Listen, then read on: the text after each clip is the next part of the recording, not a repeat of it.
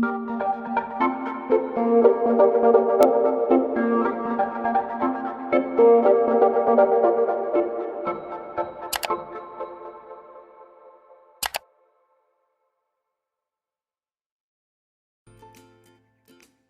mga kapwa ko mag-halaman?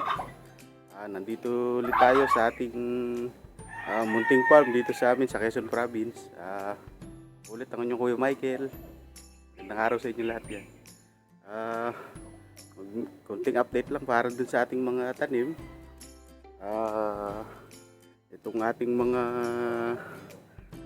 nung nakaraan na-feature natin yung ating mga mustasa, mga pipino, mga yung nilipat natin na repolyo tsaka mga pechay bagyo.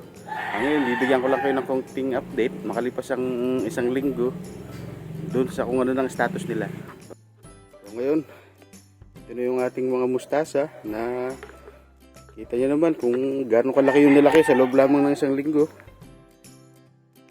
Nakaraan talagang wala pa silang masyadong dahon, ngayon medyo madami na, tumaas na rin sila. At ito din yung ating mga nilipat na mga repolyo. Malalaki na rin sila. Mamaya ayusin natin yung mga nilagay natin na mga fertilizer para sa kanila. Lalagyan lang natin sila ng tigka-kaunti muna, kumbaga para lang masuportahan yung kanilang paglaki. At dito rin sa ating loob ng greenhouse, meron tayo ditong yun, mga melon natin na medyo malalaki na rin, kailangan nang may lipat. Tapos yung ating mga malalaki na rin itong ating mga mustasa na kailangan ding ilipat. Mamaya magagawa ako ng plot para mailipat natin silang lahat. Ito yung ating mga yun, nailipat na natin yung ating basil tsaka mint. Tapos ito pa rin yung ating mga natitirang lettuce, medyo malalaki na talaga. Tsaka itong ating mga celery, naglakihan na rin sila. So ngayon puntahan natin yung mga pipino natin na na-picture natin yung mga bunga na nakaraan. Yung kalabasa ko ditong na video nung last ay nakasamang palad, nalaglag, nabubunga pa naman yan. Tapos ito yung ating mga yung pipino natin na nakaraan na napakaliit pa, ngayon malaki na. Ang bilis niya lumaki, halos isang linggo lang yan. Dito meron pa sa baba,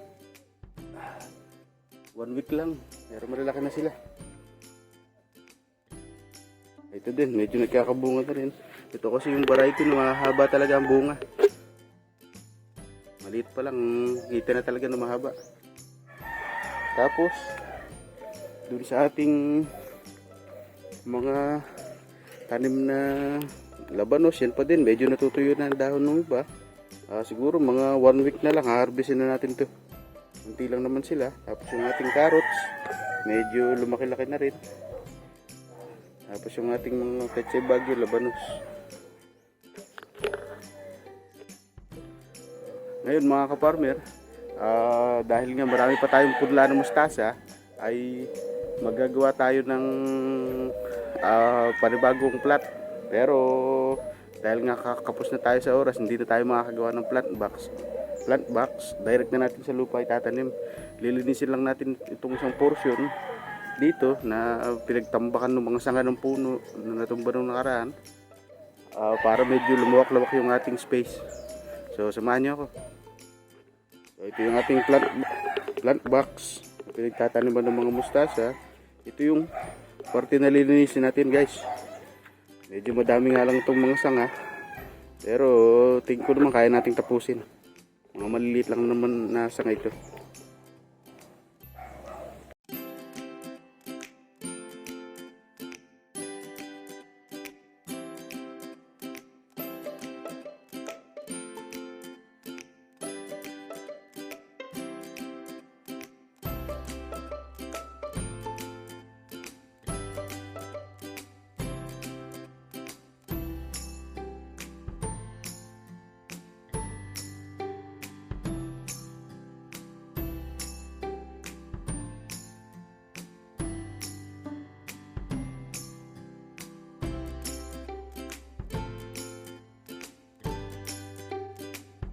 Ito guys, yung ating plant box. At ito yung ating nilinis na pwesto kanina. Na napakadumi nito kanina. Kaya medyo madami yung tinanggal. Bali yung nasa gilid ng hindi ko pa natapos. So sa susunod na linggo siguro baka malilinis na natin yan. Medyo mahirap kasi mga puno ng saging. Kumusta ulit mga ka-farmer? Tapos na nating linisin yung ating paglalagyan ng mga mustasa na punla. Wala nga lang itong plant box, kumbaga direct na siya sa lupa. Medyo natagalan lang tayo paglilinis at medyo madami, kaya halos hinihingal-hingal pa ako. Pero mamaya didisinfect lang natin itong lupa at mamayang bandang hapon ay ililipat na natin ng ating mga lettuce. So papakita ko sa inyo kung ano yung naging itsura kanin ng paglilinis natin. 1 week later. Kumusta mga kapwa ko maghahalaman?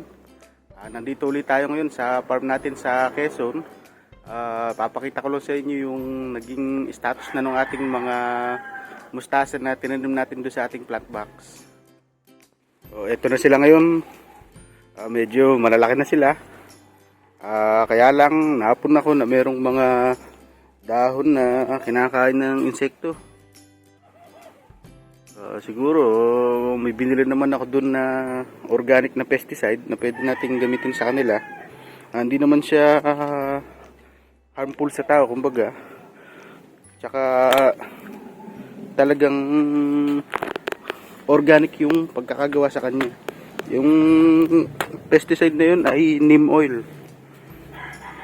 Nabili ko lang siya online at mamaya gagamitin natin silang pang spray dito para mamatay yung mga insekto na kung ano man kumakain dito sa mga dahon ng ating mustasa. Update lang din sa ating mga repolyo. Ito medyo malalaki na sila. Yung nandun sa ating plastic bottles. Ipapakita lang natin din yung kinakain na ng insekto. Yan. Itong ating labanos, kinain ng insekto dahon. Pero itong isa, lumaki naman. So, update lang din sa ating maliit na greenhouse. Ito pa rin yung ating mga punla. Melon, na hindi pa rin natin naililipat. Naghahanap pa kasi ako ng pwesto. Tapos ito pa rin yung ating mga punla. Yun na didiligan. Ito yung ating Pechay Bagyo. Medyo dumidilaw na ang dahon. Tapos lettuce, ililipat ko ito mamaya. Tapos ito yung ating, yung natitira pa nating repolyo. Tsaka yung Brussels sprouts. Yun din yung ating mga mustasa pa na natira pa. Ngayon, yung ating mga celery. Ito, medyo talagang pumangit ng dahon. Malaki na sana. Na-insekto lang yung mga dahon. Kaya siguro ititrim ko itong mga pangit na dahon. Tapos sayang kung lumaki yung itong mga bagong sibol. Medyo magaganda na naman sila. Itong iba yun, maganda naman ang naging resulta. Antay lang nating lumaki pa sila. Tapos itong mga natitira nating lettuce siguro ay pagkain na lang ito ng aking tortoise. Tapos yung ating mint. Yan, tsaka basil, medyo malalaki na din. Antayin pa natin lumaki pa sila para ma-harvest na natin siguro. Baka maaaring mga 1 buwan pa ito. Pati ito yung mga celery natin.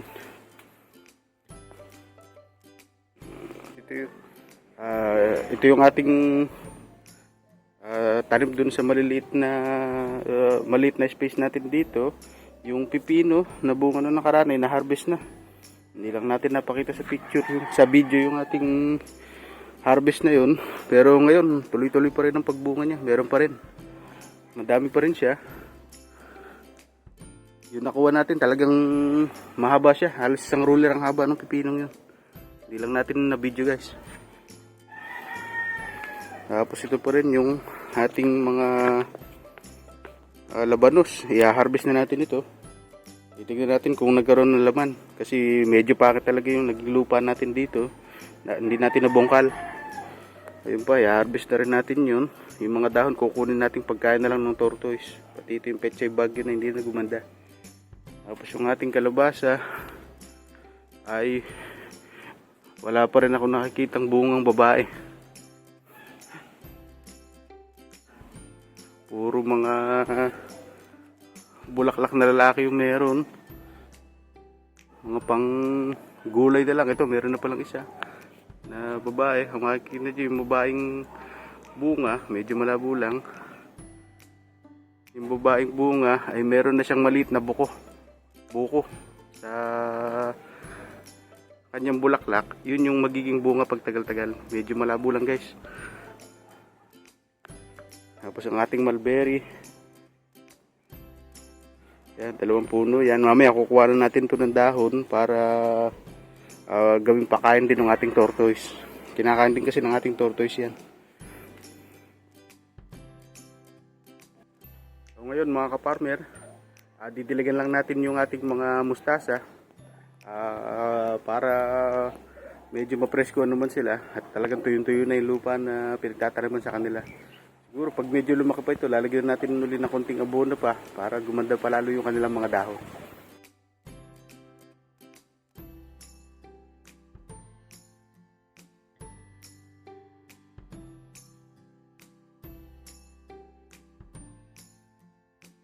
So yun mga kaparmer, tapos na nating diligan yung ating mga mustasa. Ngayon, gagahukan natin yung paligid ng mga mustasa natin para mas kumalat pa yung kanilang ugat, para mas gumanda din sila. Tapos mamayang gabi siguro, i-spray na lang natin ulisin sila ng ating organic na pesticide para siguradong mawala na yung mga insekto na kumakain ng kanilang dahon. So, ito ulit yung ating mga mustasa guys. Medyo natutumba lang kasi yung mga mga ating mga mustasa, kaya kailangan natin gahukan yung paligid niya para maipon yung lupa doon sa pinakapuno niya. Pag hindi kasi natin ginawa yun, kumbaga pangit isibol ng ating mustasa, kumbaga tutumba sila ng tutumba. Tapos mamaya din, kung sakaling hindi pa tayo masyadong didilimin, so naglipat ako ng ibang mustasa dito sa direct na sa lupa, kumbaga hindi na ako nakagawa ng plant box. Kaya lang merong mga namatay na. Papalitan natin sila ng bago kasi marami pa naman doon sa loob. So samahan niyo ako.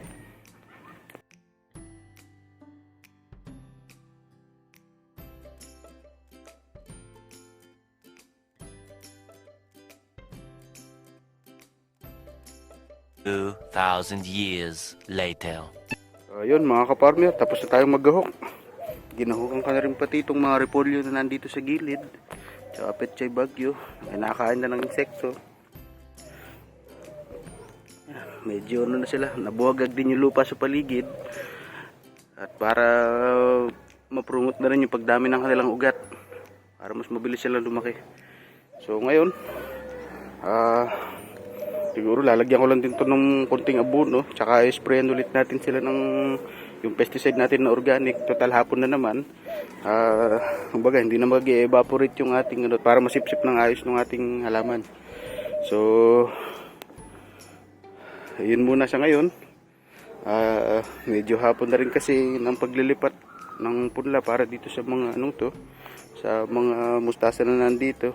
Kaya siguro tutuloy ko na lang bukas ulit para kumbaga hindi masayang yung ating mga punlang mustasa kasi medyo madami pa yun nandun sa loob. So yun mga kaparmer, gaya ko sanang i-harvest na itong ating mga labanos, kaya lang mukhang maliit pa yung laman. Mukhang maliit pa, hindi pa siya masyadong lumalabas. Kaya siguro mga 1 linggo pa bago natin tukunin. So sa ngayon, siguro ito ipupunin ko na lang itong ating oregano kasi mabilis naman itong dumami, para hindi rin humarang dun sa ating sa ating mga carrots. Tinuruan na natin siya. Nagagamit na gamot to guys, gamot sa ubo. Pero sa ngayon hindi naman to magagamit pa ngayon, kaya di-dispose muna natin.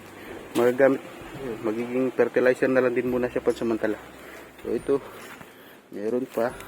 Ang gantong halaman kasi tinitrim talaga kasi napakabilis nilang lumago. Pag hindi natin ito tinrim, ay hihigupin lang nito ng hihigupin yung ating mga binibigay na sustansya doon sa ating mga ito katabi niyang halaman. So talagang dapat inaano sila, pinuprune kumbaga.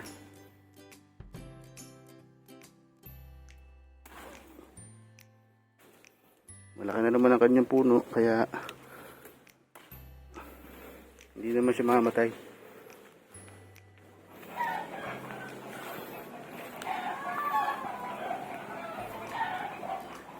So yun guys, ito may pumasok na aso, hindi ko alam kung kanino ito. So kumusta ulit mga ka-farmer, tapos na rin tayong maggahok saka lagay ng tubig dun sa ating greenhouse, dun sa ating lettuce. Ngayon medyo hapon na rin kaya papasok na rin ako sa loob kasi medyo malamok na rin dito sa pwesto natin. Kaya yung labanos natin na pinakita ko kanina, gaya ko na napag-isipan ko ngayon ay harvest ko na lang kahit medyo maliit siguro yung makukuha ng laman para yung mga nandun pa sa greenhouse natin na punla ay siya namang ililipat natin. Kumbaga parang kasi lampas na rin naman sa 5 weeks itong ating labanos, dapat talaga ma-harvest na kasi baka gumulang na. So yun muna sa ngayon guys. Salamat sa inyong panonood. Ito ulit ang inyong Kuya Michael. Siguro sa susunod nating video ay ipapakita ko ulit yung nalipat na natin ng mga punla. So yun lang guys. Salamat muli sa inyong panonood. Naway pagpalain tayong lahat.